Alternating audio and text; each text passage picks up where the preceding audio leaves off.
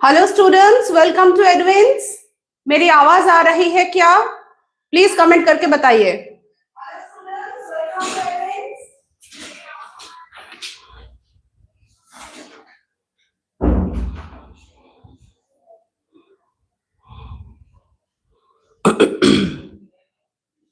Please comment here if you can hear me properly.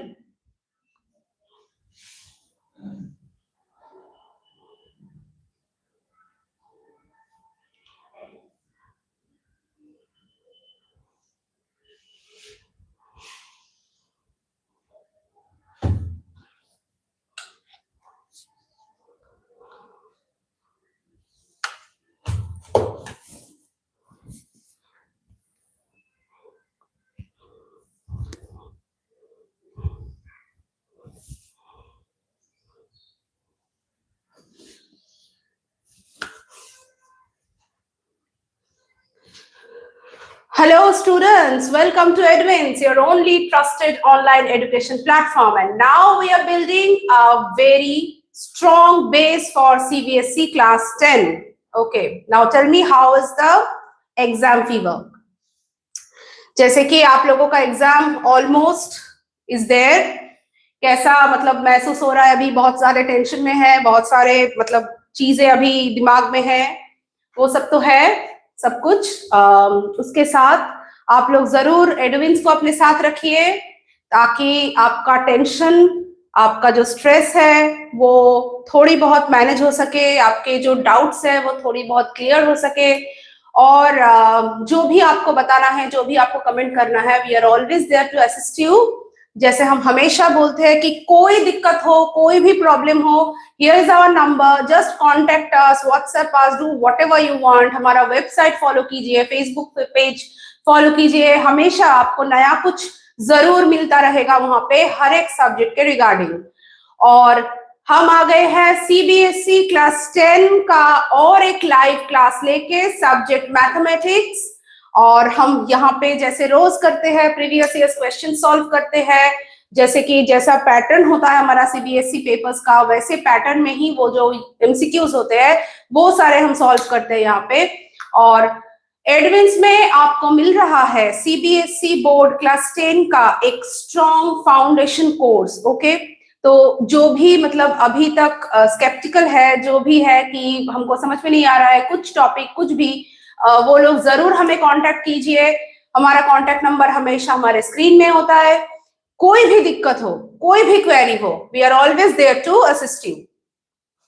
Okay, और ये है जो वेस्ट बंगाल बोर्ड से है, माध्यमिक स्टूडेंट्स जिनके एकदम एग्जाम तो बिल्कुल सर पर है, उनके लिए सिर्फ और सिर्फ 99 रुपीज में हर एक सब्जेक्ट्स का सजेशंस कहिए, प्रैक्टिस सेट कहिए, कुछ भी कहिए, आपको जो मर्जी आए कहिए, वो अवेलेबल है अभी तक हर एक सब्जेक्ट्स के लिए। जिनको ऐसा लग रहा है कि कौन सा सब्जेक्ट पढ़े, कौन सा नहीं पढ़े, कौन से सब्जेक्ट से क्या टॉपिक अभी पढ़े, उनके लिए ये प्रैक्टिस सेट बहुत ज्यादा काम आने वाला है।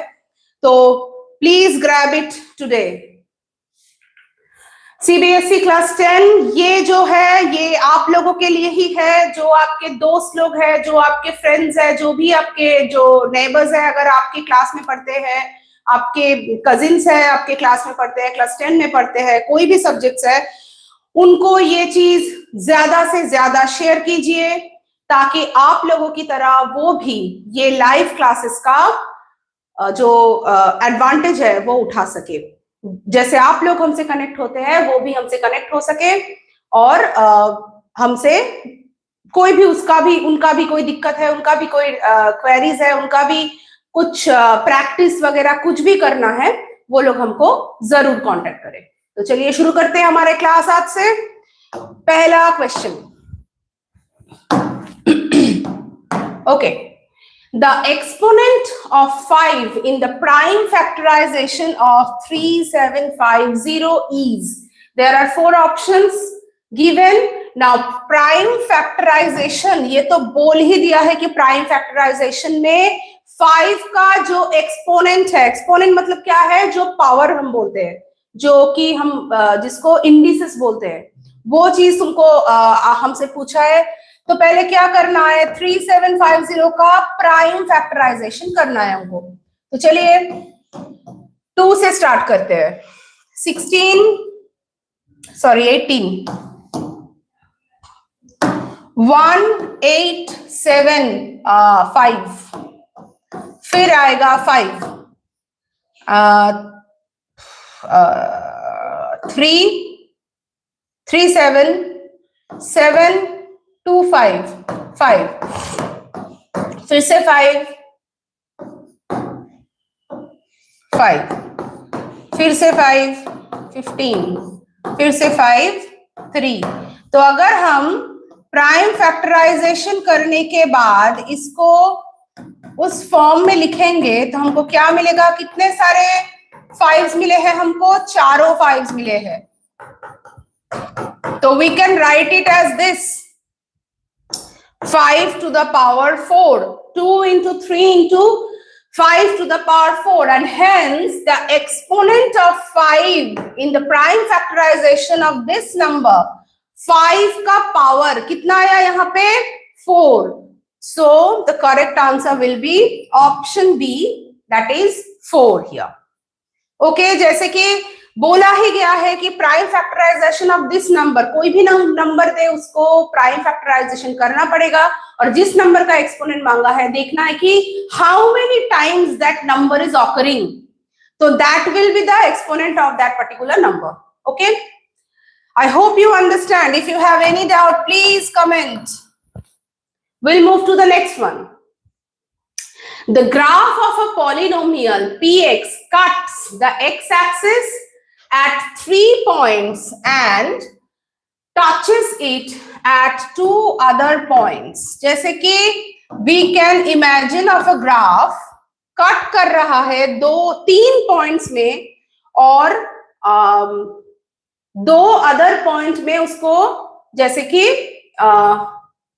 टच कर रहा है. तो सपोज करो कि यहां से वो ग्राफ शुरू हो रहा है, सपोज ये 1 पॉइंट पे कट किया, 2 पॉइंट पे कट किया, 3 पॉइंट पे कट किया, राइट. जैसे कि नीचे से स्टार्ट करते हैं तो ये अच्छा होगा, नीचे से स्टार्ट करते हैं. We are just imagining a graph only. पता नहीं हमको कि यही ग्राफ के बारे में बोला गया है कि नहीं, ऐसा कोई मतलब हार्ड एंड फास्ट रूल नहीं है.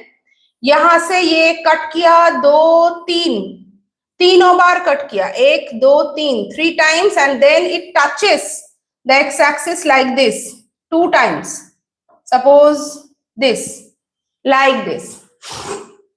ओके, तो कितने सारे पॉइंट्स हमको मिल गए, एक बार देख लेते हैं. यहाँ पे 1 मिला, ये 2 3 4 5, ये जो 5 पॉइंट्स है जो कि एक्स एक्सिस को टच ही करे, भला कट ही करे, कुछ भी करे, उन सारे पॉइंट्स में जो पॉलिनोमियल है px, जिसको हम y से रिप्रेजेंट करते हैं, और ये शायद कोई फंक्शन ऑफ x होगा, यहाँ पे इसीलिए px लिखा गया है. मतलब कोई भी एक एक्सप्रेशन होगा जिसमें x मौजूद होगा. y will be an expression including or consisting of x, right? And this graph, if we draw the graph of this particular px, we are getting a graph like something like this, which is cutting the x-axis at 3 points, which is cutting the x-axis at 3 points. जैसे कि यहाँ पे 1 किया, 2 3, और दोनों point पे touch किया x axis को, यहाँ पे और यहाँ पे. तो व्हाट वी गेट, हमको क्या मिल रहा है कि वो टच ही करे या फिर कट ही करे एक्स एक्सिस को, उन सारे पॉइंट्स में y का जो वैल्यू होगा वो हमेशा 0 होगा. y का जो वैल्यू होगा, क्योंकि यहाँ पे जब वो अराइव करेगा वो कट करके ही करे या फिर टच करके ही करे. ये सब पॉइंट्स में जब वो प्लॉट मतलब वो ग्राफ px जब अराइव करेगा तब y का वैल्यू जरूर 0 होगा. 0 हो रहा है y का value, that is the value of the px. It is becoming 0, that is why it is touching और cutting the X axis.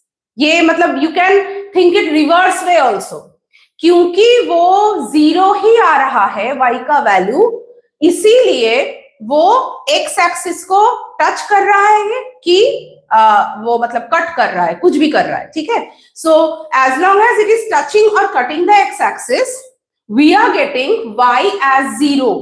That is, these are the points where we are getting the value of the polynomials as 0. Now we know the points at which the value of the polynomials become 0 are the zeros of the polynomial. We call those points as the zeros of the polynomial. We don't know the points here, particular points हमको नहीं पता है, but we know there are 5 individual points at which the value of the polynomial is becoming 0, right? So the number of zeros of px is what? It is 5. The number of points at which the value of the polynomial is becoming 0 are the number of zeros that the polynomial have, right? So here we are getting 5 individual points where the value of the polynomial is becoming 0. Why? Because if we plot the graph of the polynomial, we can see it is cutting the x-axis or touching the x-axis. At all those individual points, the value of the polynomial is becoming 0 as it is touching the x-axis. Here on the x-axis, all the values of y or the px, whatever we said, it is 0.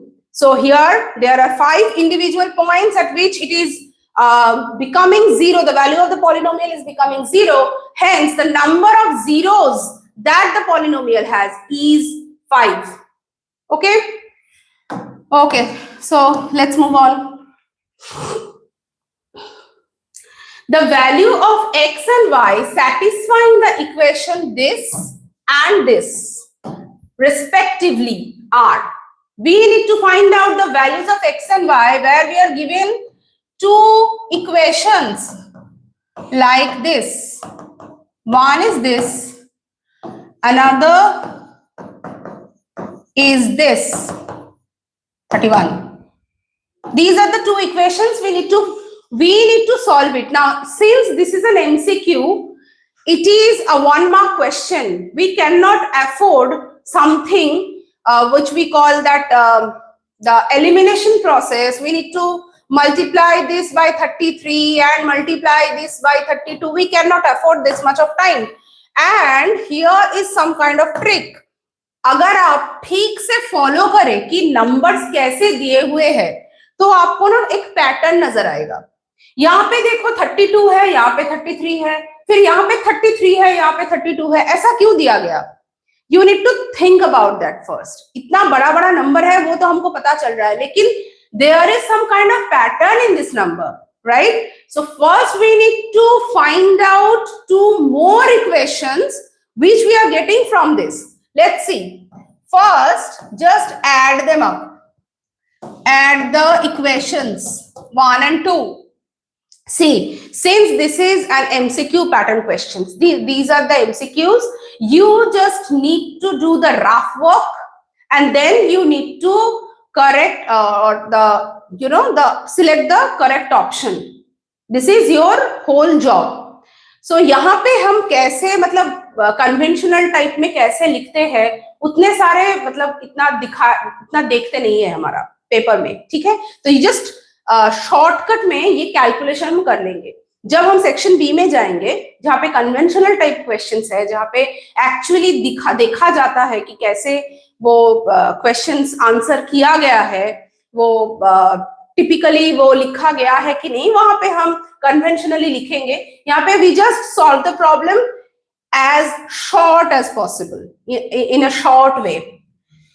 Okay, so 1 और 2 को add करेंगे तो क्या मिलेगा हमको? 65x plus 65y is equals to 65. See? So take 65 or just divide both sides by 65. What we get? X plus y is equals to 1. Hence here we have equation number 3. Right? Now just इन दोनों को subtract कर दीजिए. 1 minus 2. What we get? Minus x plus y is equals to 3. Here we get equation number 4. यहां पे भी हमको x और y से दो इक्वेशंस मिले, but in a much more simplified form, right? We will solve x and y from 3 and 4 only. Then we can do what we can do. We can add them up again, add 3 and 4. What we get? देखो plus x है minus x है, add करोगे तो वो x चला जाएगा, तो यहाँ पे रह जाएगा 2y. 2y is equals to 4. y is equals to आ गया 2. तो हमको y का वैल्यू तो मिल गया. अब ये y का value, if we put the value of y in the equation 3, what we get? We get x is equals to 1 minus 2. Sorry. 1 minus 2, that is equal to minus 1. Hence, we get the values, solved values of my x and y as minus 1 and 2.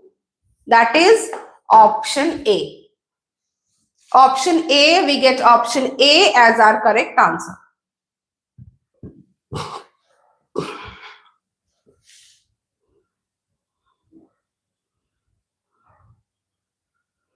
Okay.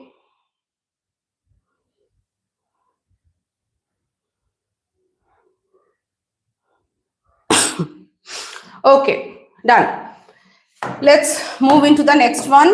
जैसे कि हम पहले भी बोले थे, अब भी बोल रहे हैं कि CBSE क्लास 10 में जो भी ये लाइव देख रहे हैं या फिर बाद में रिकॉर्डेड वीडियोस देखेंगे, please share this video as much as you can, ताकि सब तुम्हारे दोस्तों को, तुम्हारे जो जैसे भी तुम्हारे जान पहचान वाले हैं, सभी को इसका अगर थोड़ा सा भी एडवांटेज मिल जाए, थोड़ा सा भी वो लोग मतलब अच्छा जो है ना वो महसूस करे, कुछ भी प्रैक्टिस हो जाए, तो that is the success of this video. जैसे कि हमने पहले भी बोला कि सीबीएसई बोर्ड का जो एकदम फाउंडेशन, क्लास 10 का फाउंडेशन है, वो बहुत ज्यादा स्ट्रॉन्ग करने के लिए यहाँ पे Eduins is here, right? So please keep Eduins with you always.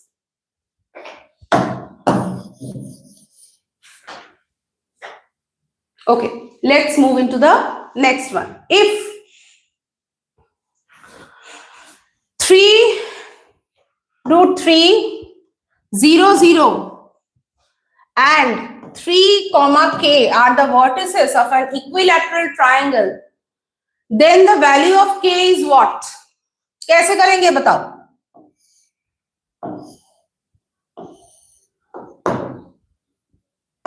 ये है a, b और c. 3 root 3, 3 comma root 3, b है 0 0 and c है 3 comma k. अब इनमें ये since this is an equilateral triangle, तो हमको क्या है कि AB is equals to BC is equals to AC. Equilateral triangle का मतलब ही तो ये है कि तीनों जो साइड्स है उनका जो मतलब length of 3 sides are equal for an equilateral triangle. तो हमको क्या करना है, हमको ये जो चीज है इससे एक इक्वेशन ऐसे निकालना है जिससे हमको ये k का वैल्यू मिल जाए. ओके, तो पहले हम क्या करेंगे, वैल्यू ऑफ AB निकालेंगे, लेंथ ऑफ AB. अब AB इज इक्वल्स टू क्या है, 3 माइनस 0 x1 माइनस x2 का whole square plus y1 minus y2 का होल स्क्वायर. तो ये हो गया 3 स्क्वायर और ये हो गया रूट 3 का whole square. 9 plus 3 whole root, that is root over 12, that is 2 root 3. Okay, अगर तुमको इतना मतलब फास्ट कैलकुलेशन करने में थोड़ा सा दिक्कत हो रहा है, जस्ट होल्ड ऑन, आप 2-3 स्टेप्स और भी कर सकते हो, थोड़ा सा देख लो, देख के करो, बट जो भी करो गलत मत करो, ठीक है? ठीक से करो, take a bit more time. इसको सॉल्व करने में थोड़ा सा टाइम लो, कैलकुलेशन ठीक से देख लो, फिर वो सॉल्व करो. लेकिन जब करोगे तब गलती ना हो, ये चीज ध्यान में रखो. ओके, तो ये तो हमको मिल गया 2 रूट 3. अब AC का निकालते हैं. या फिर हम BC का निकालते हैं। चलो, BC is equals to what? Same process, x1 minus x2, 0 minus 3 का होल स्क्वायर, 0 माइनस k का होल स्क्वायर। तो हमको क्या मिला? 0 माइनस 3 मतलब -3 का होल स्क्वायर मतलब हो गया 9, प्लस यहां पे हो गया k स्क्वायर, इसका रूट। ठीक है, अब क्योंकि ये इक्वेशन हमको पता है AB is equals to BC, तो हम लिख सकते हैं क्योंकि ABC is an equilateral triangle, तो ये दोनों तो सेम है। ठीक, तो we can write it as AB is equals to BC and hence AB square is equals to BC square, दोनों साइड में स्क्वायर कर दिया। फिर AB स्क्वायर तो हमको मिलेगा, देखो यहाँ पे AB था √12, इसका मतलब AB स्क्वायर हो जाएगा 12, और BC है √9 प्लस k स्क्वायर, इसका मतलब है excuse me 9 plus k square, ये रूट को हम वो उठा देंगे।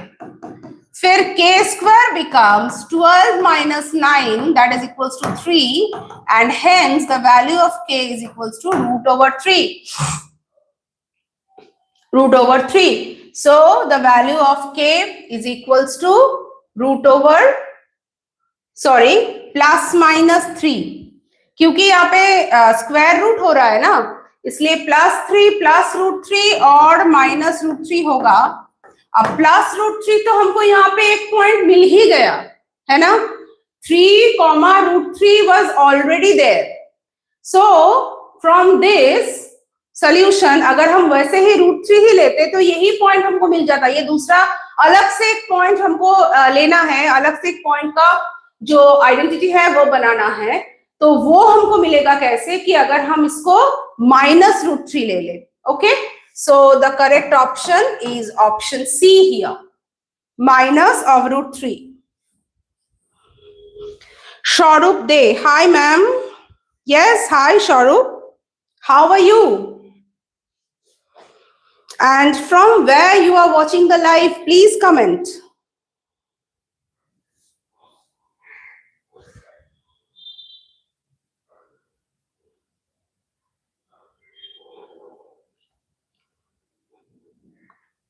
Great. So let us move on to the next one.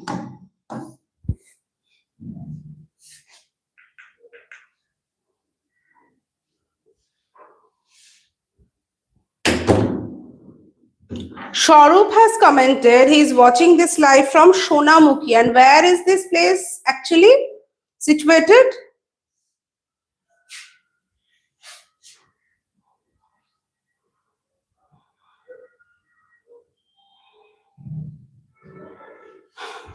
Where is this Shonamukhi situated? I don't know it properly.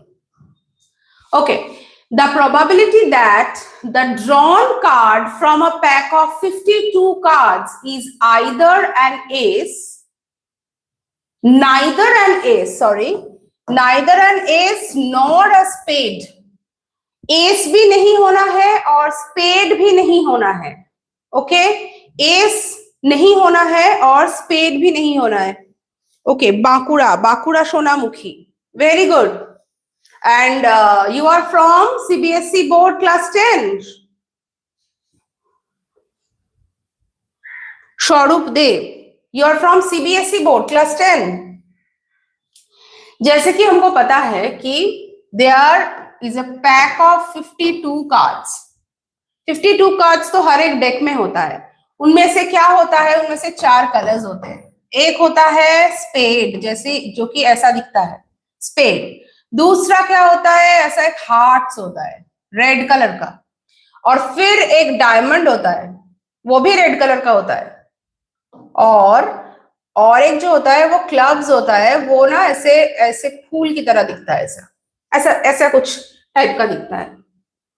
Okay Shahrukh, please follow our class और जरूर comment करना कि तुमको क्लास कैसा लग रहा है or if you want anything more from us, please comment us. Your comment is very much valuable to us. And of course, obviously, ये जो लाइव है ये अपने दोस्तों में शेयर करो ताकि वो लोग भी ज्वाइन कर जाए, और please try to connect to us, ये आंसर करने की कोशिश करो ताकि ये सेशन बहुत ज्यादा इंटरेस्टिंग रहे। ओके चलो, तो इसमें क्या है, हर देखो चारों टाइप का जो हमने टाइप वैरायटी दिखाया, ये सब मिलके टोटल 52 बनता है। ओके, तो हर एक टाइप में ना 13 कार्ड्स आते हैं, हर एक टाइप में 13 करके कार्ड्स आते हैं, इनमें 39, इनमें 39, इनमें 13, 39। ओके, अब इन 13 कार्ड्स में से हम इसको 3 तरीके में बांट सकते हैं, मतलब तीनों कैटेगरीज में बांट सकते हैं हर एक को। कैसे तीनों कैटेगरीज है? वन होता है एस कार्ड। ये एस कौन सा होता है? अगर किसी ने कभी अगर वो जो कार्ड्स होते हैं ना, ताश के जो पत्ते होते हैं, उनका अगर डेक अगर तुमने कभी भी किसी ने भी देखा है तो देखना, हर एक कलर में उनमें एक ए लिखा हुआ कार्ड होता है, जिनमें सिर्फ एक ही डायग्राम और पिक्चर बना होता है। जैसे कि कार्ड ऐसा दिखता है, एक ऐसा कार्ड है, सपोज कि ये हार्ट्स का होगा, तो ये एक हार्ट यहाँ पे बना होता है और यहाँ पे ए लिखा होता है और यहाँ पे भी एक उल्टा ए लिखा होता है, ऐसा कुछ होता है। तो this card is called the S card. S card, S का मतलब है वन नहीं लिखा होता, ए लिखा होता है, that is the S card. Okay, और एक कैटेगरी होता है फेस कार्ड। फेस कार्ड कौन सा होता है? हर एक कलर में तुमको दिखाई देगा तीनों फेस कार्ड्स है, एक होता है किंग, दूसरा होता है क्वीन और तीसरा होता है जैक। के, क्यू और जे लिखा होता है, ठीक है, साहेब, बीबी और गुलाम। तो ये फेस कार्ड्स तीनों होते हैं और एस कार्ड्स एक होते हैं। तो ये 4 कार्ड्स अगर चले गए तो बाकी के जो 9 कार्ड्स है वो है नंबर कार्ड्स, जैसे कि नंबर 2, नंबर 3, नंबर 4 करके नंबर 9 तक वो कार्ड्स रहते हैं, ठीक है, नंबर कार्ड्स। ये होता है नंबर कार्ड्स। जैसे 1 होता है एस कार्ड, फेस कार्ड तीनों होते हैं और नंबर कार्ड्स होते हैं बाकी के 9। ओके, हो गया। चलो, अब हर एक में ऐसा ही होता है। ओके, तो हमको ये पता करना है कि व्हाट इज द प्रोबेबिलिटी। अब तुम्हारे पास एक डेक ऑफ 52 कार्ड्स है, उनमें से एक कार्ड ड्रॉ किया गया है। अब एक जो कार्ड है ये एस भी नहीं हो सकता और स्पेड भी नहीं हो सकता। अब एस होने का ये क्या है? नाइदर और नॉर दिया हुआ है। अब ये हमको पहले पता करना चाहिए कि आइदर एस हुआ और स्पेड हुआ तो प्रोबेबिलिटी कितना होगा। देखो, प्रोबेबिलिटी हम दोनों तरीके से निकाल सकते हैं। एक होता है कि डायरेक्ट, जब नाइदर करके बोल रहा है तो वो डायरेक्ट कर सकते हैं, और दूसरा जो प्रोसेस है जो नाइदर है उसको आइदर कर देते हैं। आइदर का जो कॉम्प्लीमेंट्री इवेंट होगा वही नाइदर होगा, ठीक है। तो आइदर से हमको ये मतलब समझने में बहुत ज्यादा इजी होगा। कैसे, देख लो एक बार। अगर ये कार्ड को एस होना पड़ा तो देयर आर पूरे जो डेक ऑफ कार्ड्स है, यहां पे भी एक एस है, यहां पे भी एक एस है, यहां पे भी एक है, यहां पे भी एक है, यहां पे एक है, ठीक है। तो टोटल कितने सारे एस कार्ड्स हुए? 4 एस कार्ड्स, 4 एस कार्ड्स हो गया हमारे पूरा 52 का जो डेक ऑफ कार्ड्स है उनमें से चारों डेक एस कार्ड्स है। और स्पेड कितने हैं? 13 है, 13 स्पेड्स है,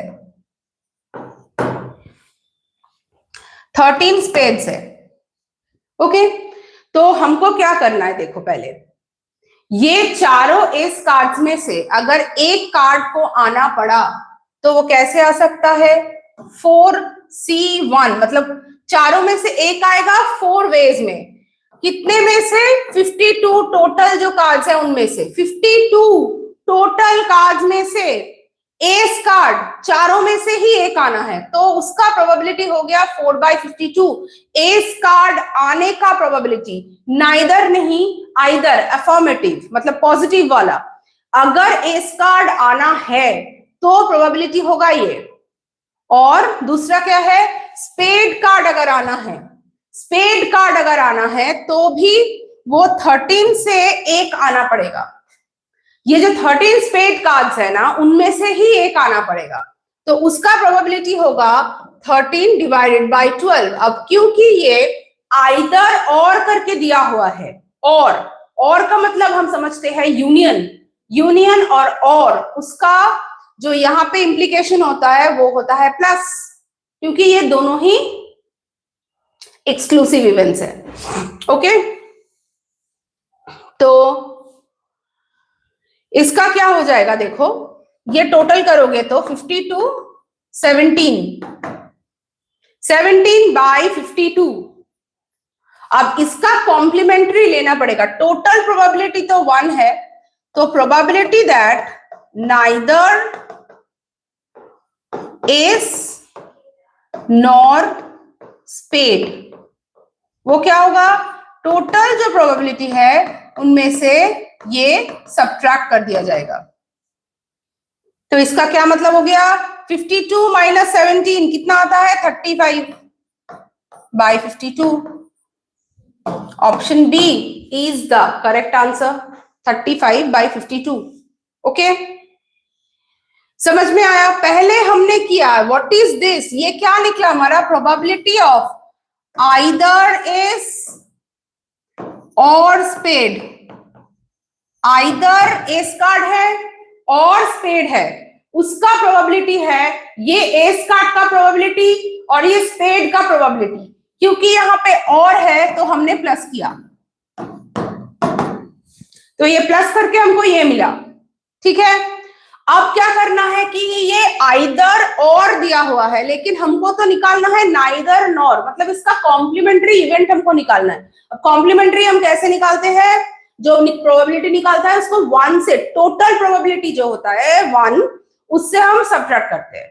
ठीक है, तो 1 से सब्ट्रैक्ट करके हमको मिल गया ये नाइदर नॉर वाला thing, that is option B. Okay, let's move on to the next one.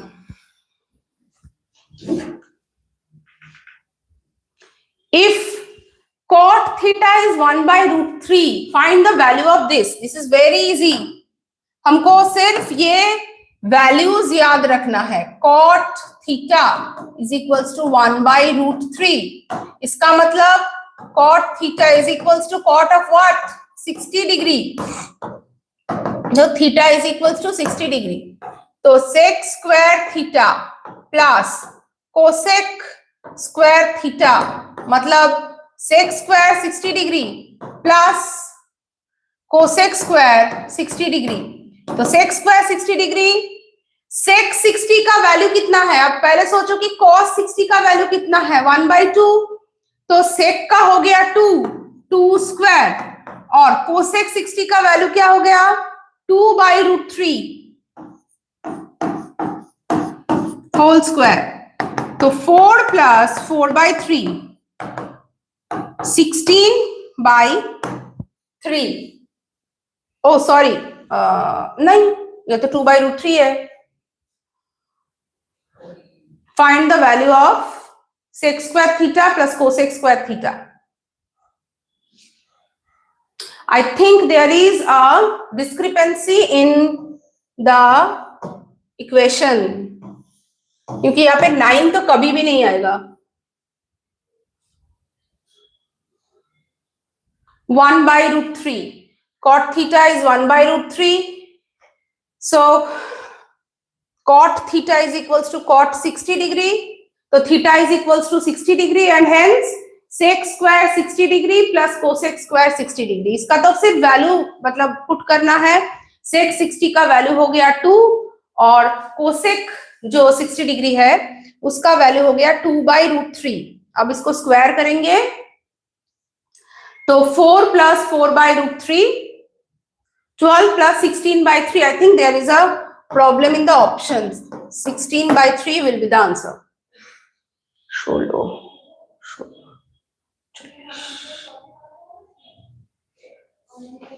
नहीं, ठीक है, चलो let's move on to the next one. The area of a quadrant of a circle where circumference of the circle is 176. Sorry, 176 हो गया circumference. ये हो गया radius r. हमको r का वैल्यू चाहिए होता है ना. तो circumference अगर 2 pi r is equals to 176 हुआ, तो what is the value of r then? 176 divided by 2 pi. तो 176 divided by 2 into 22 into ऊपर आ गया 7, क्योंकि pi is equals to 22 by 7. तो इसलिए हमको क्या मिला कि ये जो by 7 है, ये 7 ऊपर चला जाता है. तो जस्ट इसको कैलकुलेशन कर देते हैं. 88 और ये हो गया 4, हो गया 28 व्हाट मीटर. तो रेडियस आ गया 28 मीटर. अब हमको क्या निकालना है? The area of the quadrant. Now what was the formula? Area of the quadrant of a circle where circumference of the circle is 176. तो अगर रेडियस हो गया ये, तो पाई आर स्क्वायर क्या हो जाएगा? 22 by 7 into 28 into 28. इसका मतलब 88 into 28. जस्ट कैलकुलेट करो इसको. 88 into 28 कितना आता है बताओ?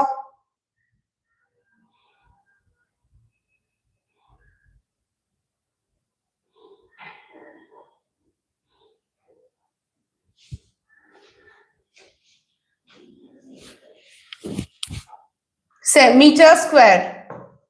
इसको कैलकुलेट करना है.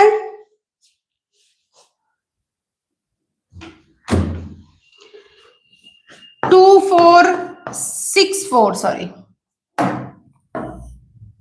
तेरी 2464 मीटर स्क्वायर. ये हो गया हमारा फुल जो सर्कल है उसका एरिया. अब क्वाड्रेंट ऑफ द सर्कल वो कितना आएगा? क्वाड्रेंट, क्वाड्रेंट का मतलब क्या है? पूरा पार्ट का 1/4, इतना सा. तो पूरा का अगर ये हो गया एरिया, तो क्वाड्रेंट का कितना होगा?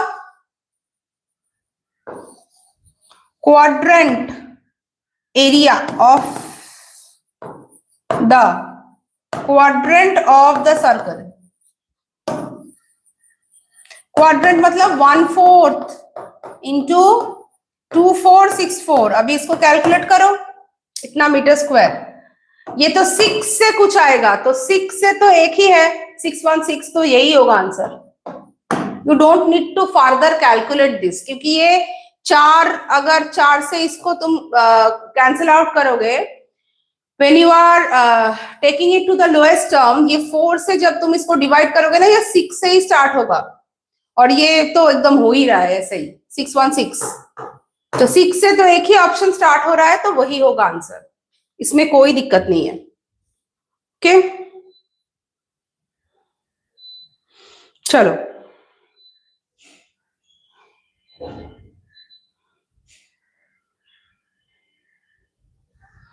Okay let's move on.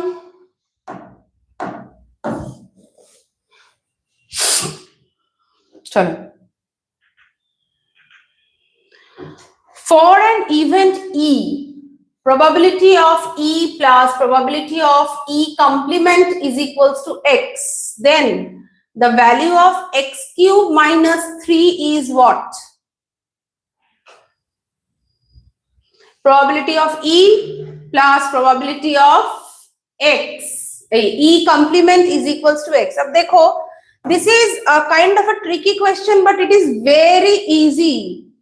We know for any event E, any event, let it be any event, the probability of the event plus the probability of the complement of the same event is always equals to 1. Is always equal to 1. It will never change for any event. Since the event and its complementary event, any event, let us suppose any event and its complementary event is exhausting events, mutually exclusive and exhaustive. These two events are mutually exclusive तो obvious and exhaustive too, क्योंकि इसके अलावा either E होगा और E छोड़ के कुछ भी होगा. तो इसके मतलब जैसे कि हमारे पास अगर कोई भी इवेंट हो कि सपोज करो कि एक डाई थ्रो किया गया and the event is 4 appears, ठीक है, तो 4 appears is the event E and what will be the complementary event of this? इसका complementary event होगा 4 छोड़ के कुछ भी आ जाए, मतलब 1 2 3 5 6. तो ये सारे जो इवेंट्स हो गया ना वो कंप्लीमेंट में ऑटोमेटिकली कंप्लीमेंट में इंक्लूडेड हो गया. अंडरस्टैंड? सो इसमें क्या है कि आइदर कोई भी इवेंट उसका प्रोबेबिलिटी अगर हम लेंगे तो आइदर वो ई में आएगा और उसके कंप्लीमेंट में आएगा, इससे अलावा और कुछ नहीं हो सकता है. ठीक है, तो these two events are mutually exclusive. तो डेफिनेटली अगर ई आया तो ई कंप्लीमेंट नहीं आएगा, अगर ई नहीं आया तो जरूर ई कंप्लीमेंट आएगा. So these two events are mutually exclusive, so definitely and also exhaustive. So probability of E plus probability of E complement is equals to 1. Then the value of x is nothing but 1. Then what is the value of x cube minus 3? 1 cube minus 3, that is minus 2. And hence we have our correct option as option A.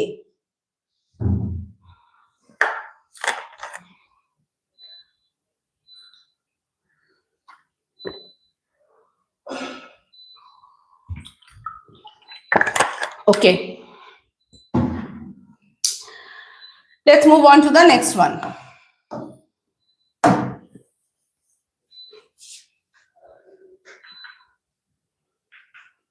What is the greatest possible speed at which a girl can walk 95 meter and 171 meter in an exact number of minutes? In an exact number of minutes. Okay, 95 metre चल सकता है और 171 metre भी चल सकता है, जिनमें exact number of minutes लगेगा. Did you understand the question even? Right. First you have to understand the question. इसमें क्या बोला है कि what is the greatest possible speed? सबसे ज्यादा कौन से स्पीड में एक गर्ल अगर चलेगा या फिर दौड़ेगा, कुछ भी करेगा, what is the greatest possible speed, मतलब कि कौन से स्पीड में सबसे ज्यादा कौन से स्पीड में जाने से वो 95 मीटर भी चल सकती है और 171 मीटर भी चल सकती है in an exact number of minutes. मतलब उसमें कोई फ्रैक्शन नहीं आएगा, उनमें कोई फ्रैक्शन नहीं आएगा. मतलब जब वो 95 मीटर कंप्लीट करेगी तो जितना टाइम होगा that will be a whole number. जब वो 171 मीटर मतलब कंप्लीट करेगी that will also be a whole number. तो what can possibly the speed of that person so that if that person travels whether 95 meter or 171 meter, there will be exactly a whole number of minute. इसका मतलब क्या है, ये 95 और 171 का आप HCF करो, 95 और 171 का आप HCF करो, क्योंकि ग्रेटेस्ट पॉसिबल क्या निकालना है, इसका फैक्टर निकालना है. फैक्टर मतलब कोई भी एक नंबर ताकि निकालना है जो कि 95 को भी डिवाइड करेगा एग्जैक्टली और 171 को भी एग्जैक्टली डिवाइड करेगा. मतलब the number by which both 95 and 171 is exactly divisible. There will be no remainder and no fraction. Okay, then only that person can complete or we can get an exact number of minutes. Okay, so let's find out the HCF. 76,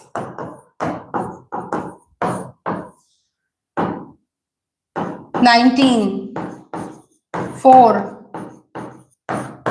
So what we have the HCF as 19 and hence the correct option is 19 meter per minute.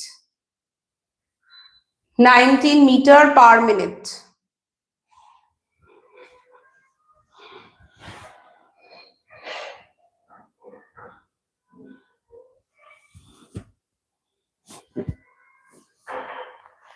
Okay, I hope you understand. So let's move on to the next problem.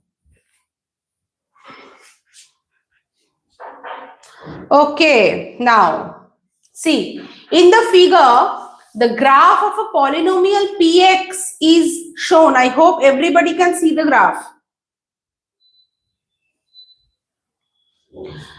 The number of zeros, ऐसा एक सम हमने पहले भी किया, एकदम number 1 का जो सम था, जितने सारे पॉइंट्स में वो एक्स एक्सिस को टच करेगा, जितने सारे पॉइंट्स में वो भले टच करे या फिर कट करे, कुछ भी करे, एक्स एक्सिस के मतलब वो कांटेक्ट में आएगा, जितने सारे पॉइंट में पी एक्स का जो ग्राफ है वो एक्स एक्सिस के कांटेक्ट में आएगा, उतने सारे पॉइंट में ये क्या होगा, P X will be equals to 0.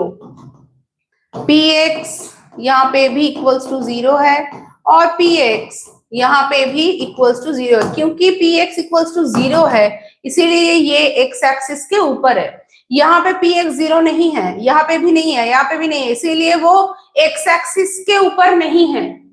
Right, जो भी एक्स एक्सिस के ऊपर है वहां पे सारे पॉइंट्स में px is equal to 0.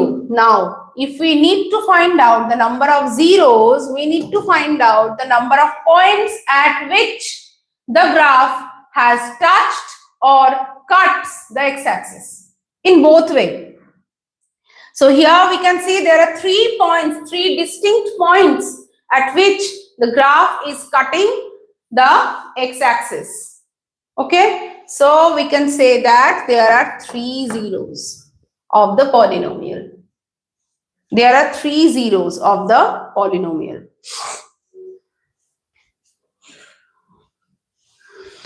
जैसे कि हमने पहले भी बताया, as we have already discussed that CBSE boards class, live class are full-fledgedly going on. Whoever is watching the live, whoever is watching it now or they will watch it later on as a recorded one, please share the video maximum to your friends, your relatives, your whoever is the CBSE aspirants you know.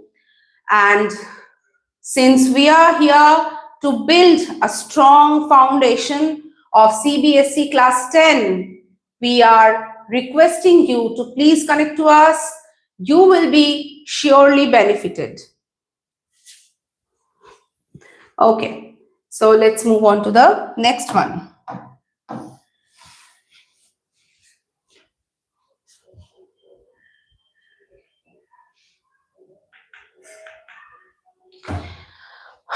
Now, 2 lines are given to be parallel. The equation of one of the lines is this. Find the equation of the other line, second line. Now, parallel होने के लिए जो basic criteria है वो क्या है? Suppose करो कि एक लाइन ऐसा है ax plus by plus c is equals to 0 और दूसरा एक है px plus qy plus r is equals to 0.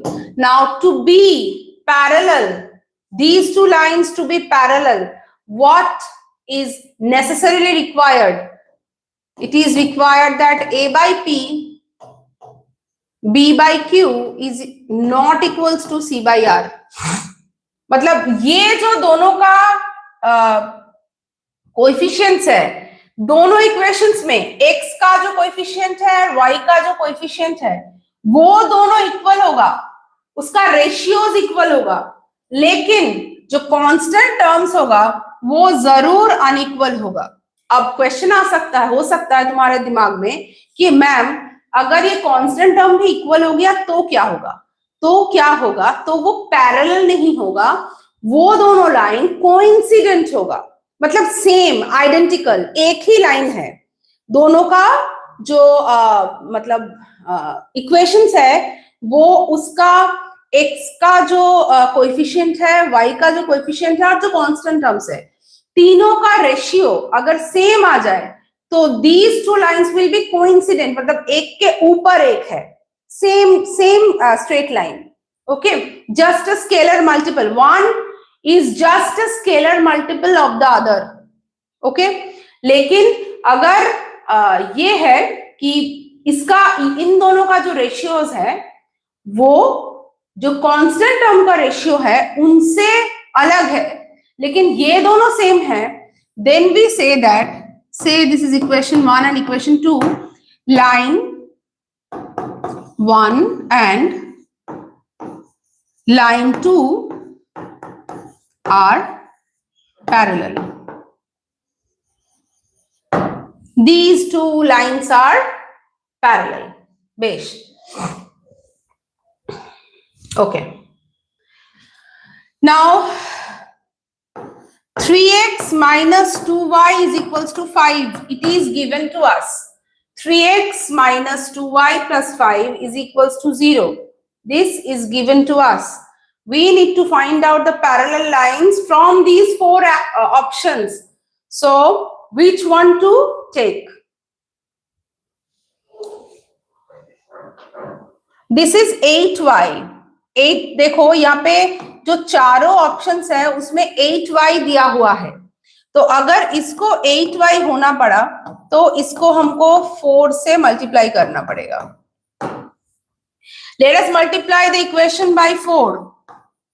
12x minus 8y is equals to 20. इसका अगर आइडेंटिकल होता तो ये होता, मतलब 12x minus 8y minus 20 is equals to 0. तो ये कांस्टेंट टर्म को छोड़ के 12x minus 8y ये हमको किस में मिल रहा है? ये देखो, अगर इसको सोचोगे ये तो पहले ही डिस्कार्ड हो गया, ये नहीं होगा।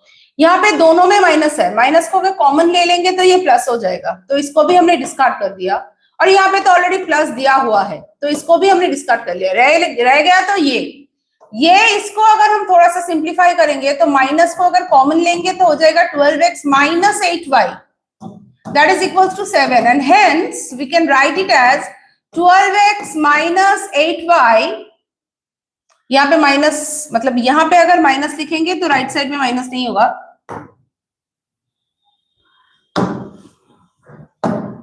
तो ये हो गया -7, and hence the line becomes 12x minus 8y plus 7 is equals to 0. अब देखो ये जो दोनों है इसका कांस्टेंट टर्म को छोड़ के बाकी के जो टर्म्स है वो सारे आइडेंटिकल है, सेम है, तो we can say that these two lines, ये लाइन और ये लाइन, ये दो जो लाइंस है ये दोनों पैरेलल है, जरूर पैरेलल है, क्योंकि ये जो कंडीशन है ये इन चारों में से सिर्फ इससे सेटिस्फाइड हो रहा है, ठीक है, तो ये जरूर ये लाइन जो है this is parallel to the given one, and hence we have our correct option as option C.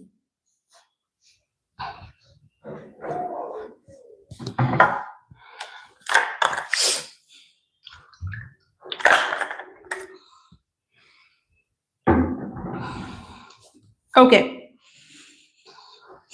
let's move on.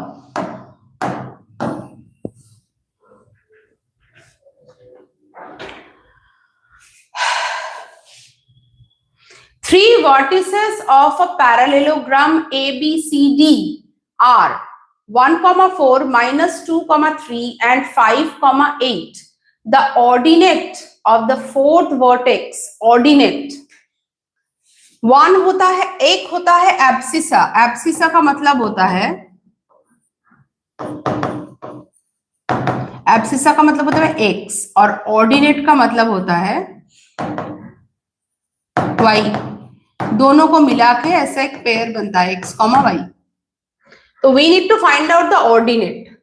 अब सोचो कि एक पैरेललोग्राम है, 1,4 -2,3 5,8। अब फोर्थ जो है उसका हमको ऑर्डिनेट निकालना, मतलब ये जो पॉइंट है इसका हमको, ये पैरेललोग्राम थोड़ा सा टेढ़ा हो गया, लेकिन इसका हमको ऑर्डिनेट निकालना है। जैसे कि थोड़ा सा अगर ठीक से करेंगे तो देख लेते हैं।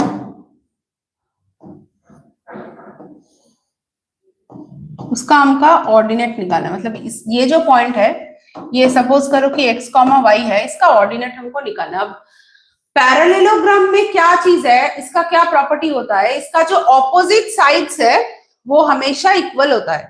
ठीक है, तो अगर हमने ये a ले लिया, ये b, ये c और ये d, अब d का तो हमने सोच लिया कि x कॉमा वाई होगा। ओके, तो पहले हम a b निकाल लेते हैं। We know the distance x1 y1 और x2 y2, दो पॉइंट्स है, इन दोनों के बीच का जो डिस्टेंस है वो हम कैसे निकालते हैं, x1 माइनस x2 का whole square, y1 minus y2 का whole square.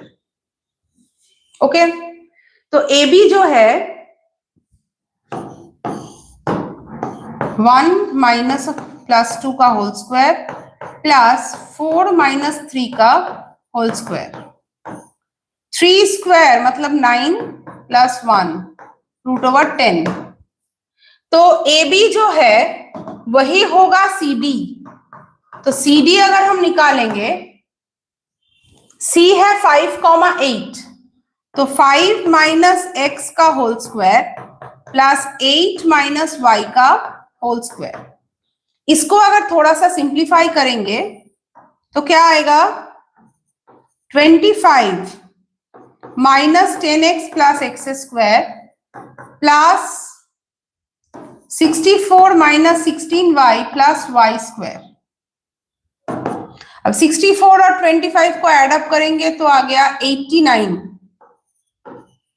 Minus 10x minus 16y plus X square plus Y square. ये हमारा CD आ गया। अब इन दोनों को अगर इक्वेट करेंगे तो x और y से हमको एक इक्वेशन मिलेगा। क्या मिलेगा, X square plus Y square minus 10x minus 16y plus 89 is equals to 10। दोनों का स्क्वायर ले लिया, AB स्क्वायर, यहाँ पे हम क्या, यहाँ पे जो इक्वेशन हमने लिखा ना, ये हमने क्या लिखा देखो, AB square is equals to CD square, उससे हमको ये मिला। तो इसको थोड़ा सा सिंप्लीफाई कर ले तो 10x minus 16y minus 70 plus 79 is equals to 0। ये बन गया हमारा पहला इक्वेशन। ये डायग्राम को हम निकाल देते हैं, ये उतना जरूरी नहीं है। ओके, चलो, तो ये हो गया हमारा एक इक्वेशन। दूसरा क्या होगा, दूसरा जो होगा, यहाँ पे जो AB और CD हमने निकाला, अब हम निकालेंगे हमारा जो पैरेललोग्राम था वो कैसा था, ABCD था। AB और CD निकाला, अब AD और BC निकालेंगे। इसको रिमूव करते हैं, AD और BC। AD is equals to क्या आ गया, देखो ये तो हमने फॉर्मूला लिखा था, इसको भी मिटा देते हैं।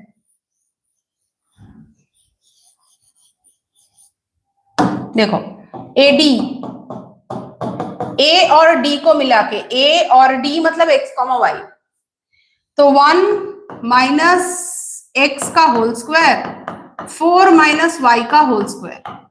ओके,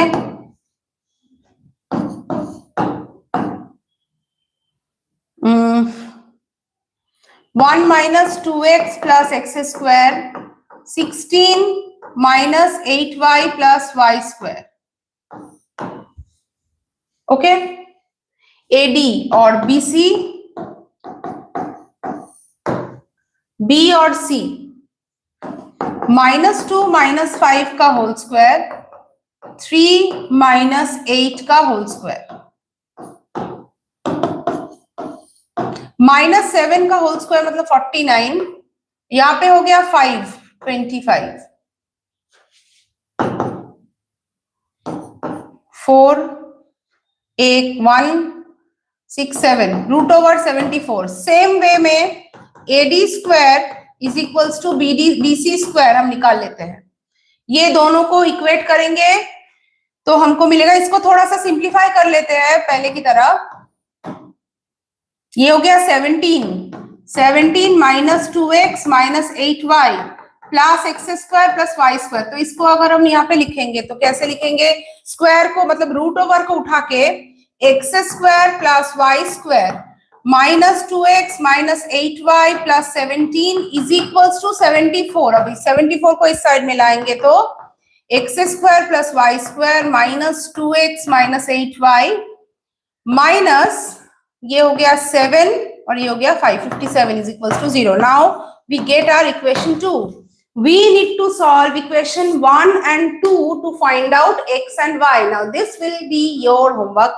And जो भी लोग ये है यहाँ पे देख रहे हो, इसको take it as your homework and comment us. Please comment us what your value of y became. Okay? चलो, let's move on to the next one.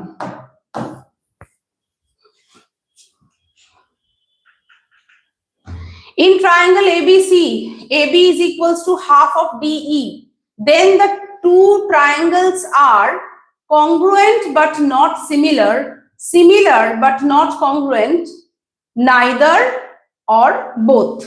Okay, कैसा है चीज? देखो, ABC है,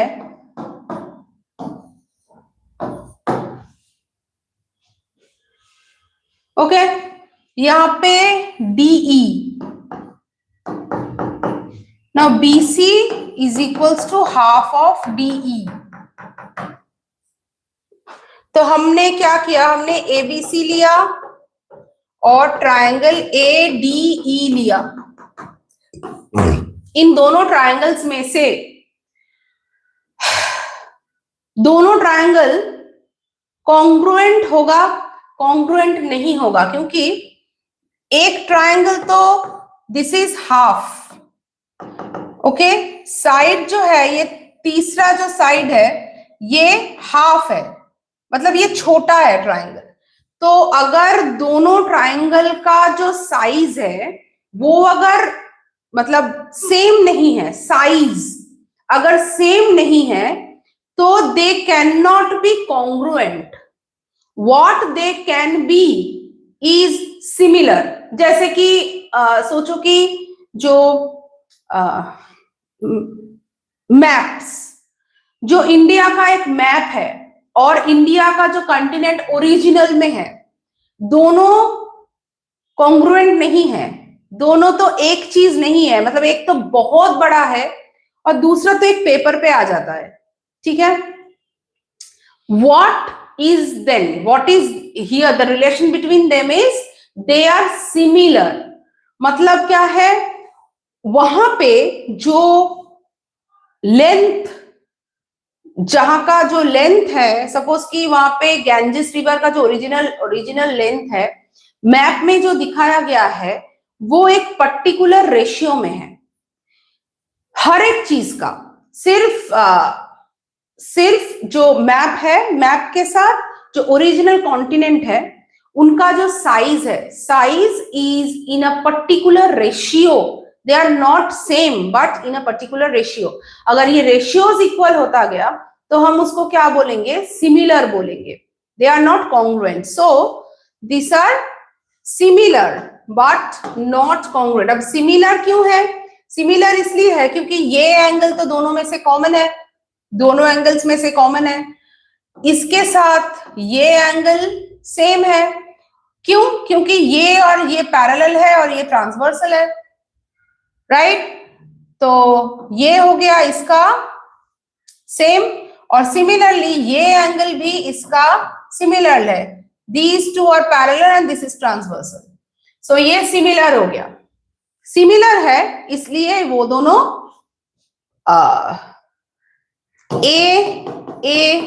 ए प्रॉपर्टी, तीनों एंगल्स हमको सिमिलर मिल रहा है, सेम मिल रहा है, इक्वल मिल रहा है, इसलिए we can say that these two triangles are similar but definitely these are not congruent. Okay, chalo let's move.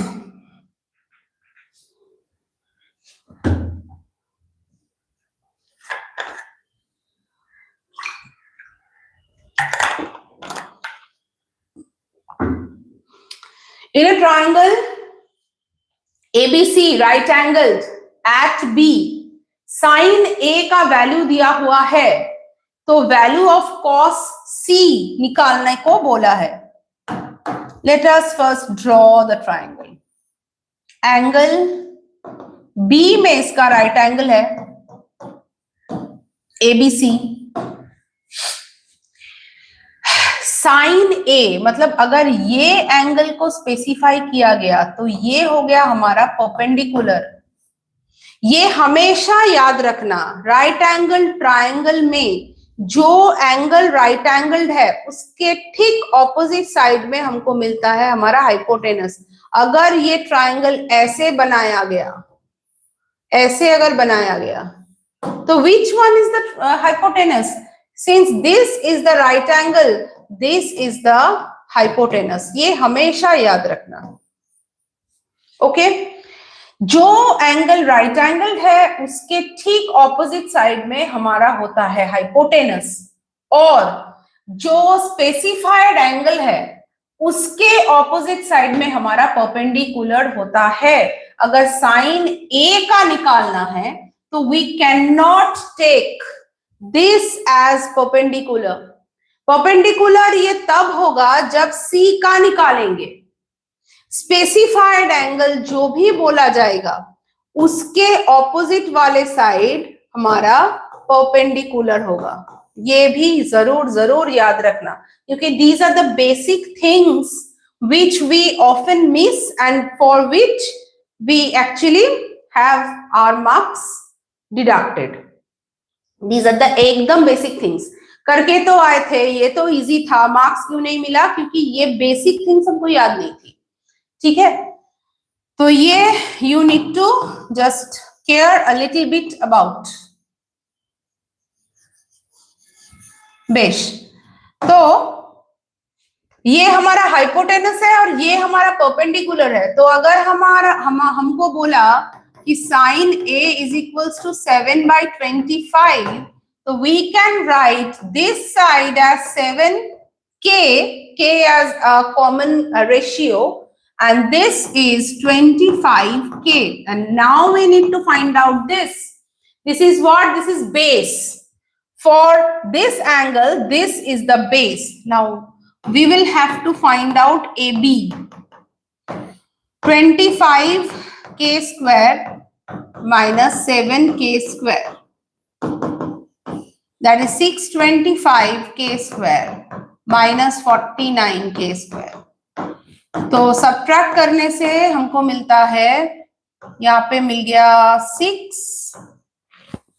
यहाँ पे हो गया 576k square. This becomes 24k. ये जो बेसिक स्क्वायर रूट्स, स्क्वायर्स के जो नंबर्स है ना, इसको थोड़ा सा याद रखोगे तो तुम लोगों को ही इजी होगा ये सब कैलकुलेशन करने में। या फिर इसको फिर से स्क्वायर रूट करके देखना पड़ता था कि क्या नंबर आता है। ये सब थोड़ा सा मतलब लर्न कर लेना। तो ये हो गया हमारा 24K। अब हमको क्या बोला है, बोला है कि cos C का वैल्यू निकालने को। अब अगर ये C हो गया हमारा स्पेसिफाइड एंगल, राइट, अगर C हो गया हमारा स्पेसिफाइड एंगल, C के लिए ये तो हो गया परपेंडिकुलर और ये फिर हो गया बेस। C के लिए ये हो गया बेस, तो हमको ना ये कैलकुलेशन करने की जरूरत भी नहीं थी। ये हो गया हमारा बेस। जब C है स्पेसिफाइड एंगल, तब ये ही हो गया हमारा बेस जो परपेंडिकुलर था। तो cos C मतलब base by hypotenuse. Hypotenuse will not change क्योंकि ये 90 डिग्री तो चेंज नहीं हो रहा है। तो बेस, इसके लिए बेस हो गया 7K और हाइपोटेनस हो गया 25K। तो ये this remain the same, 7/25, and option A is the correct option here. Okay? Okay, क्यों ये हुआ ये समझ में आया शायद। चलो,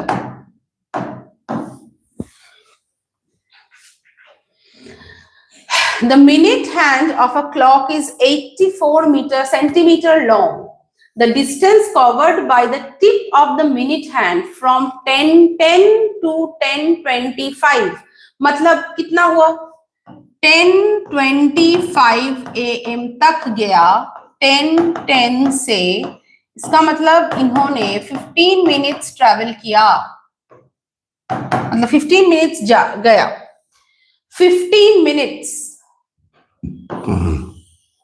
15 मिनट्स एकदम ये क्वार्टर। 15 मिनट्स मतलब just 1 quarter. Okay, 1 quarter of a circle. तो कितना डिस्टेंस कवर किया, डिस्टेंस मतलब ये निकालने को बोला है, कितना डिस्टेंस कवर किया 15 मिनट्स में। तो 84 सेंटीमीटर लॉन्ग है, तो इसका मतलब है इसका मिनट हैंड मतलब आर है 84 सेंटीमीटर। तो टोटल जितना है ना 2πr, इसके 1/4 ट्रैवल किया है।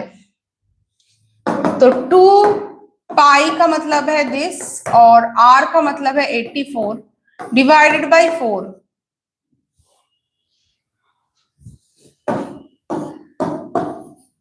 इसका मतलब 2, ये 8 क्यों लिखा, 4 है ना,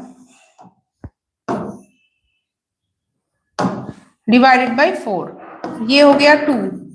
अब चलो एक बार में कर देते हैं, ये हो गया 6, तो 132 centimetre. Option C is the correct answer, क्योंकि वो एक क्वार्टर जा रहा है। क्वार्टर मतलब टोटल जो सर्कमफरेंस है उसका 1/4 होगा। 15 मिनट्स में 15 मिनट्स में जो मिनट हैंड है वो एक क्वार्टर ही जा सकता है। सपोज करो कि 12 से 3 तक 15 मिनट्स हुआ, कोई भी 15 मिनट्स ले लो, that will be the quarter of the whole circle.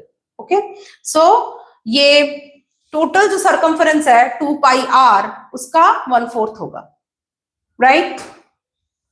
Hence it is 132.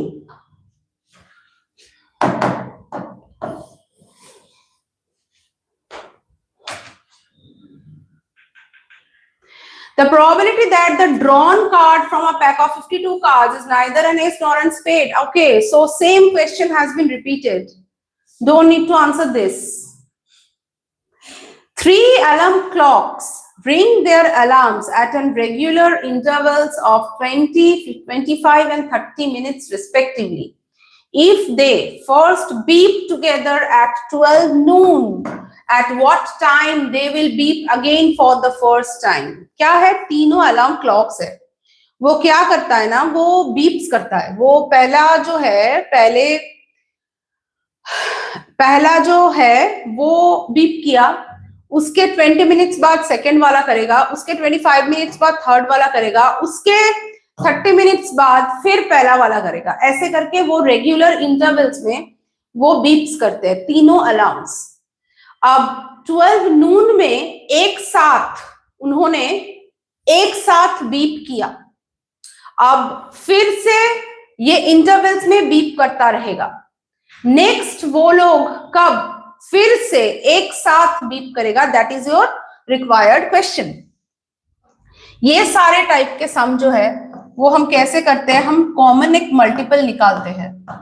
Common जब भी ऐसे बोलेगा ना कि कॉमन टाइम कितने सारे, सबसे कम, what is the least, okay यहाँ पे दिया नहीं है, हम अक्सर ऐसा भी दिया हुआ रहता है कि what is the least time after which they will beep together again.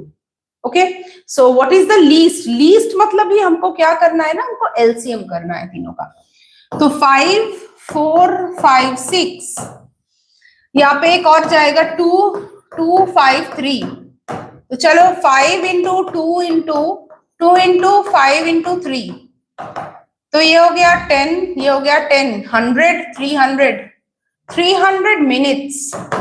What is the meaning of 300 minutes?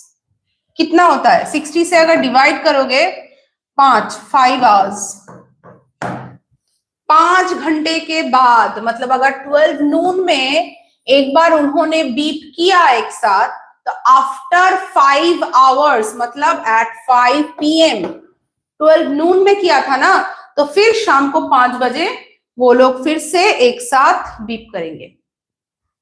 Okay, तो ऐसे टाइप के कोई भी प्रॉब्लम आए कि एक साथ स्टेपिंग किया, एक बार तीनों ने साथ में स्टेपिंग किया, तो फिर दूसरे कितने टाइम बाद एक साथ स्टेपिंग होगा। ये अलार्म क्लॉक वाला जो सम है, जो बेल रिंगिंग वाला जो सम्स है, बस निकल रहा है कोई बस डिपो से, हाँ, एक साथ तीनों बसें निकाले और फिर कितने टाइम बाद, लीस्ट पॉसिबल कितने टाइम बाद फिर से तीनों बस एक साथ निकलेंगे। ऐसे टाइप का बहुत सारे प्रॉब्लम्स है, बहुत वैरायटी है, लेकिन वो फंडा सेम है। वो क्या है कि तीनों जो टाइम्स का इंटरवल दिया हुआ रहता है, तीनों या फिर चारों, उन सबका एलसीएम करना है, कॉमन एक टाइमिंग निकालना है, उतने टाइम बाद वो लोग फिर से एक साथ होंगे फिर। Okay, let's move on. चलो,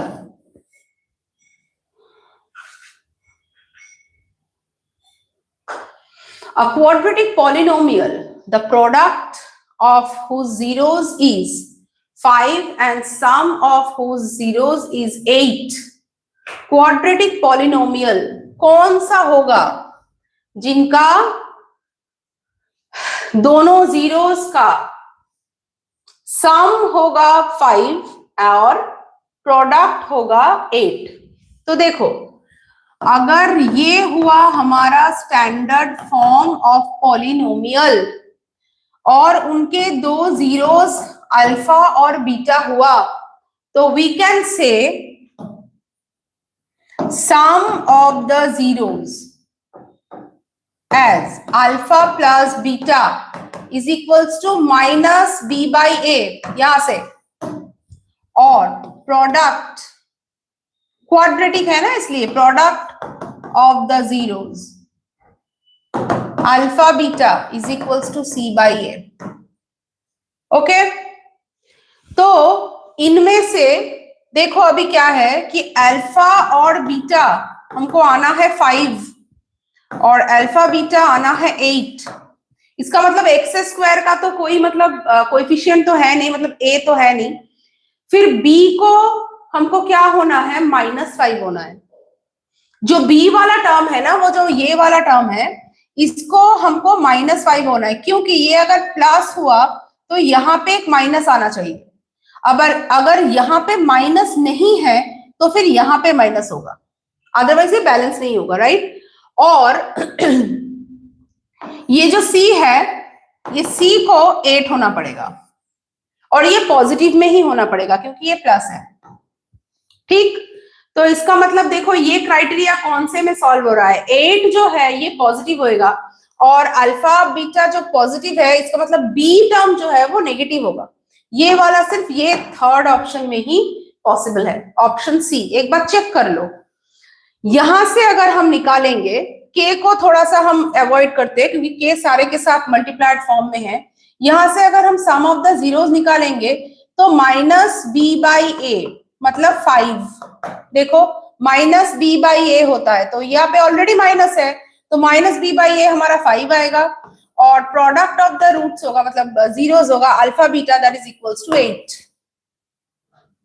ओके, तो देखो इससे ये कंडीशन सेटिस्फाइड हो गया ये वाले इक्वेशन से, तो our required equation will be option C.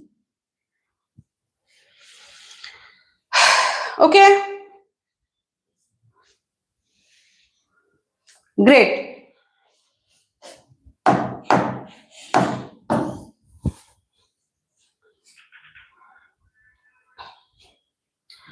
The points A, B lie on a circle with center O. 2, -3i. What are the value of y? Draw the circle first. ये हो गया हमारा सर्कल, इसका centre बोल दिया 2, -3y। A है एक point, A जो है वो हो गया -1, y, और B जो है एक पॉइंट वो है 5, 7। What is the value of y? Same दो इसी टाइप के सम हमने ऑलरेडी किया है। यहां पे फंडा क्या है? AO must be equals to BO। AO और BO ये दोनों इक्वल होना चाहिए। ओके, तो first we need to find out AO।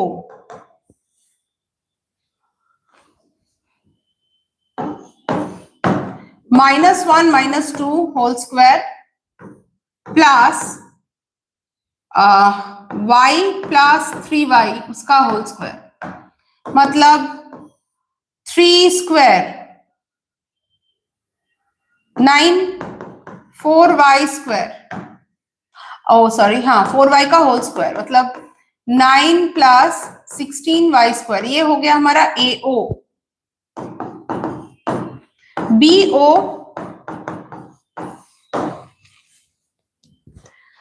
2 -5 का whole square -3y -7 whole square.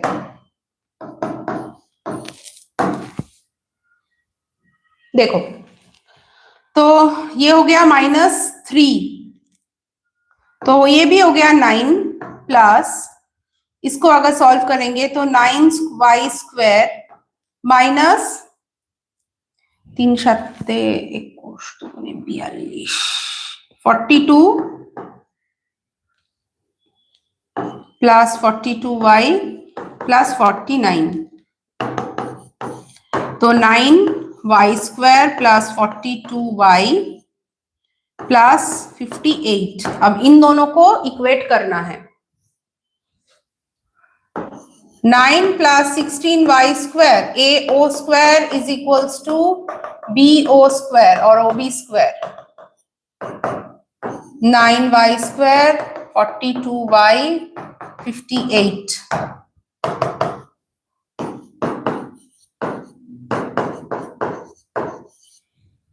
इसको इस साइड में लाएंगे तो 49 आ जाएगा इज इक्वल्स टू 0। यहाँ पे 7 हमारा कॉमन जाएगा, y square 7 is equals to 0।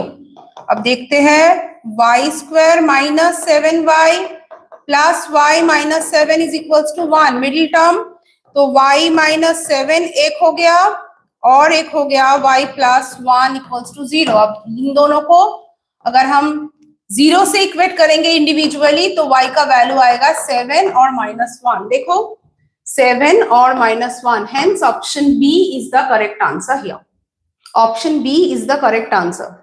देख लो एक बार ठीक से, AO का वैल्यू निकाला हमने, BO का वैल्यू निकाला, डिस्टेंस। अब ये दोनों क्यों सेम है? क्योंकि ये दोनों ही एक सर्कल का रेडियस है। The value of the radius of a circle, of any radius of a circle is always equal, right? So AO और BO दोनों इक्वल है, दोनों को यहाँ पे इक्वेट किया हमने, स्क्वायर कर दिया, रूट उठा दिया और फिर जस्ट सिंप्लीफाई करके हमको ये -1 और 7 मिल गया। ओके, जब भी तुम मैथ्स का कोई भी लाइव देखने को बैठोगे, हम सभी के लिए बोल रहे हैं, whenever you start watching any live, any problem solving session for especially mathematics, keep your copy and your pen with you, okay? And जैसे जैसे ये सॉल्व होता जाएगा हम करेंगे, तुम भी अपने आप से करना, और फिर लास्ट में जाके अगर तुम्हारा और मेरा आंसर मैच हो जाएगा तो कोई दिक्कत ही नहीं है। अगर नहीं हुआ फिर तुम एक बार जस्ट देख लेना कि कहाँ पे तुम्हारा गलती हुआ है, या फिर हमारा भी गलती हो सकता है, एक बार जस्ट चेक कर लेना। Okay, so never ever watch any live, any video और anything where maths is solving, just ऐसे तुम देख रहे हो जैसे कि कोई कार्टून चैनल चल रहा है कि कोई मूवी देख रहा है, ऐसा ऐसे मतलब ऐसा नहीं होता है, ठीक है? तो you should watch it with a proper pen and paper, and जैसे जैसे I am solving the problem, you must do it by yourself too, okay? तो तभी वो चीज तुम्हारे दिमाग में घुसेगा और तभी वो सारे डाउट्स क्लियर होंगे, अदरवाइज नहीं होगा। ओके ओके, चलो let's move on. The greatest number which divides this, this and this, leaving remainders 1, 2 and 3 respectively is, this is very common and very easy sum.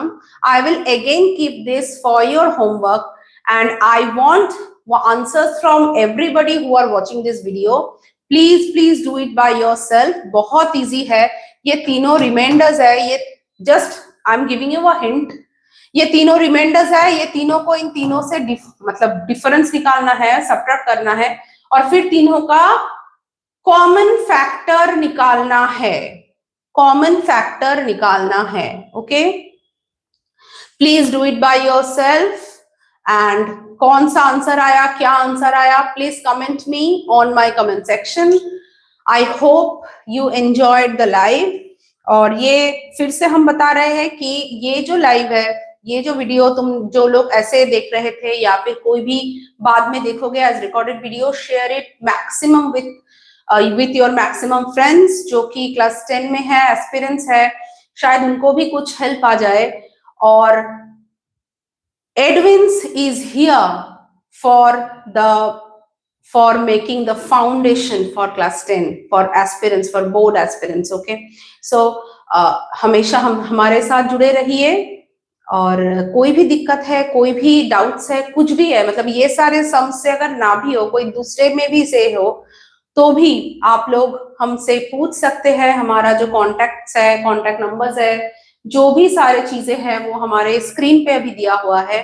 Please do contact us, please keep touching with us, and we'll stop our live over here only. Class 10 जो waste Bengal board से है, जो अभी अभी class 10 में उठे हैं, उनके लिए एक थोड़ा सा छोटा सा न्यूज है।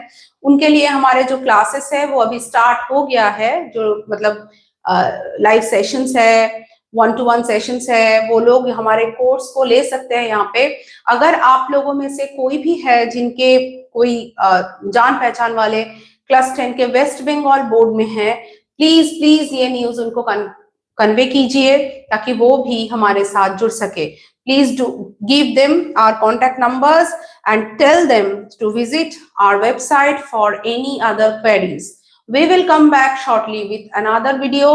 We will come back with another live from 3 to 4 PM, जो कि 1 जनवरी से स्टार्ट हुआ है, अभी भी चल रहा है, for CBSE board aspirants only. We will come back with another live. Till then, we thank you all for watching us, for staying with us, for keeping in touch with us. Please come back soon with another live when we conduct another session of live. Please come back with us. Thank you so much.